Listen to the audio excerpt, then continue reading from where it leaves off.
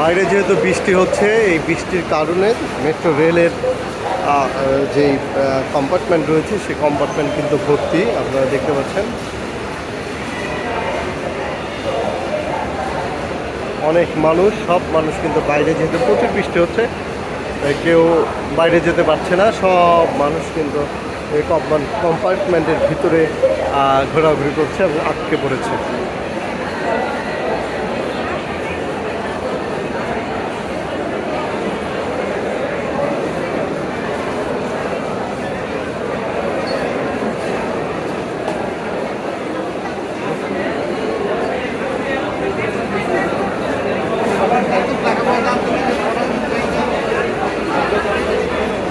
বাইরে প্রচুর বৃষ্টি।